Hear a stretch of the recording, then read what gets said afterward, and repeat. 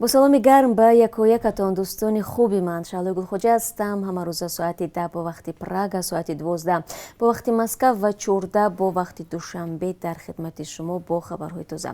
تشکر میگویم که دائم ما رو تماشا میکنید و من در نوبت خود تلاش میورزم سوالهای شما رو به پاسخ نگذارم.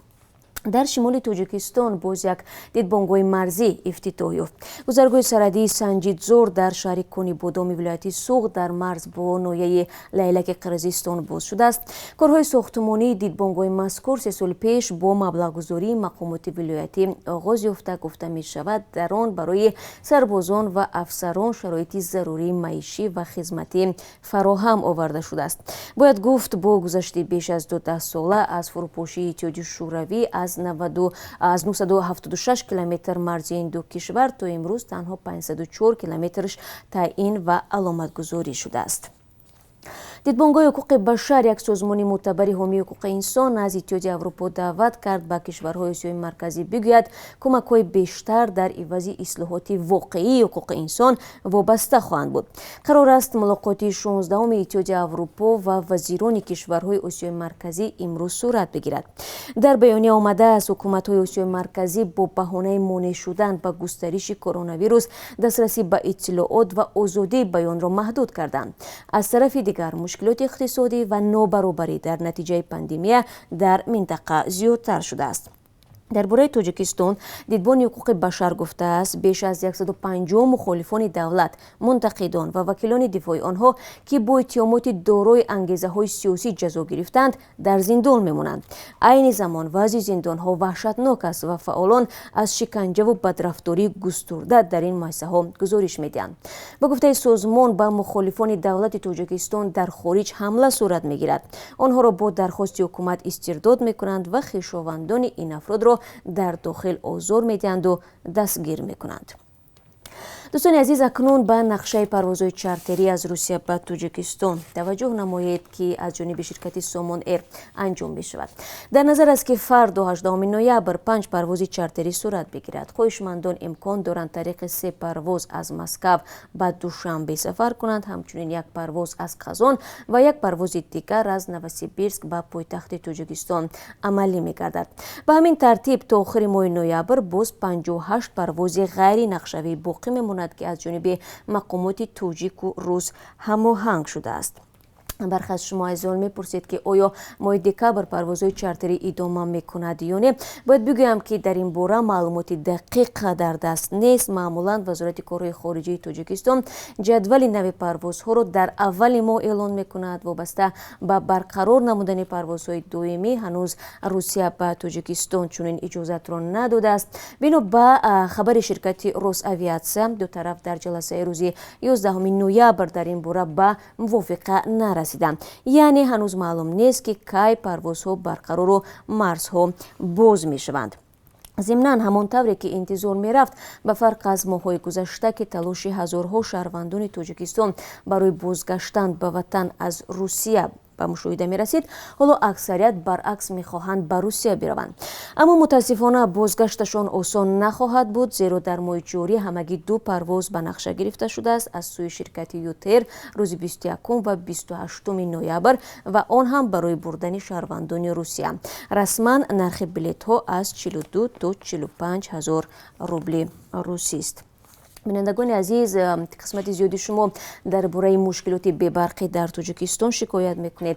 در برنامه خبری بعد 3 ساعت دیگر در این موضوع ما حتما گزارش مفصل خواهیم داشت و بنابراین شما را در این برنامه منتظر خواهیم ماند.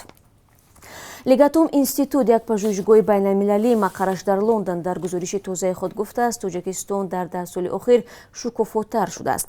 در رده‌بندی نوی شاخص شکوفایی لگاتوم در جهان که روز 16 نوامبر نشر شد، این پژوهشگاه توجیکستان را در مقام 112 قرار داده است که نسبت به 10 سال قبل 8 زینه بالاتر است. در این جدول 180 کشور شامل شدند. نمایندگان پژوهشگاه گفتند رده‌بندی بر اساس 12 نشان داد: بخطری و امنیت، آزادی шахсӣ шароити соҳибкорӣ ву зист ва масоили монанд ба ин таҳия гардааст. Аммо коршиносон мегӯянд гузоришҳои бархе аз чунин пажӯҳишгоҳҳо бар пояи омори расмӣ таҳия шуда бозгӯи воқеият нест. Халилулло Мирсаидов, хабарнигори тоҷик, ки мавзӯи иқтисодиро зиёд бостоб додааст, мегӯяд ҳарчанд омори расмӣ дар бораи рушди иқтисодӣ ва мизони фақр дар кишвар боварбахш нестанд, вале давлат ягона ҷамъоваранда ва пешкашкунандаи чунин маълумот аст ва созмонҳо ҳам ба он такя мекунанд.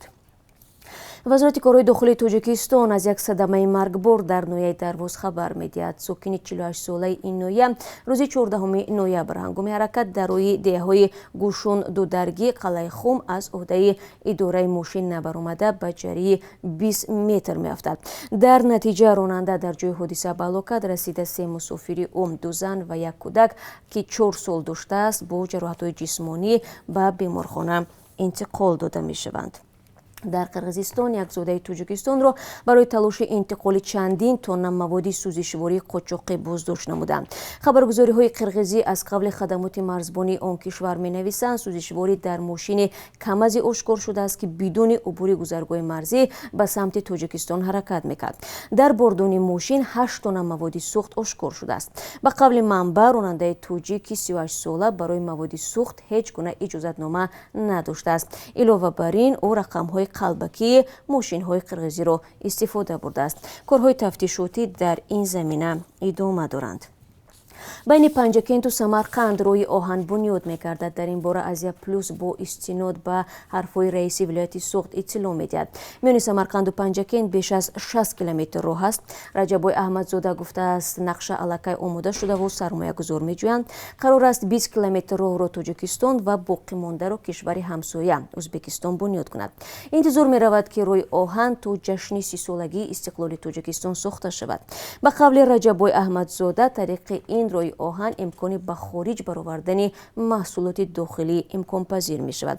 Феълан бошад молу колои содиротӣ тариқи роҳи мошингарди Панҷакенту Самарқанд ҳамлу нақл мегардад. шӯрои шаҳри амрикоӣ Болдуэр мехоҳад чойхонаи тоҷикии худро мавриди ҳифозати махсус қарор бидиҳад. Агар дар овоздиҳие, ки дар ин шӯро рӯзи сешанбе барпо мешавад, қарори мусбат қабул шавад, бинои муассисаи бо номи Болдер Душанбе Ти Ҳаус, яъне чойхонаи Болдер Душанбе, ба ҳайси муассисае, ки девору ороишоташ арзиши баланди фарҳангӣ, меъморӣ ва таърихӣ дорад, таҳти ҳимоят гирифта мешавад. чойхонаи пурнақшу нигори тоҷикӣ дар як шаҳри амрикоӣ таърихи беш аз 30 сола дорад. ҳоло чойхонаи тоҷикӣ дар амрико ба ҳайси як тарабхона амал мекунад. саҳни ҳавлӣ дорад ва барои меҳмонҳо навъҳои мухталифи ғизоҳои мардумии шарқу аврупоро пешниҳод месозад. чойхонаи тоҷикӣ дар Болдер аввалин тарабхонаи миллии тоҷикӣ буд, ки дар амрико сохта шуд. Дар бунёди он бо ороишоти меъмории сифр тоҷикӣ мақомоти ҳукумати Тоҷикистон ширкат карданд. ва бинандагони азиз, чун аз мо зиёд дар бораи қурби рубли русӣ мепурсед, барои шумо маълумот медиҳам, ки қурби 1000 рубли русиро имрӯз Бонки Миллии Тоҷикистон 146 сомониву 50 дирҳам муқаррар кардааст. ин нарх нисбати дирӯз баландтар мебошад. ва бо таваҷҷӯҳ ба навиштаҳои шумо мебинам, ки яке аз суолҳои дигаре, ки зиёд пурсида мешавад дар ин чанд рӯзи охир дар бораи кай боз шудани масҷидҳост. Дар ин замина, бинандагони азиз, ҳеҷ хабари тозае дар даст надорем. ҳамин ки таърихи кушодани масҷидҳо дар Тоҷикистон маълум шуд, ҳатман мутмаин бошед, ки барои шумо хабар хоҳем дод. ин чанд хабари тозае буд, ки ман хостам барои шумо бинандагони азиз бигӯям. бо гузоришҳои рӯз аз ҳаёти Тоҷикистон ва ҷаҳон шуморо баъд аз 30 соат дигар дар ҳамин ҷо мунтазир хоҳам буд. зери ин навор саволҳои худро барои мо ирсол кунед. ман талош мекунам посухҳояшро барои шумо пайдо кунам. бо умеди мулоқоти навбатӣ дар бахши мустақим дар барномаи хабарӣ. худро эҳтиёт кунед ва ташаккур, ки бо мо ҳастед.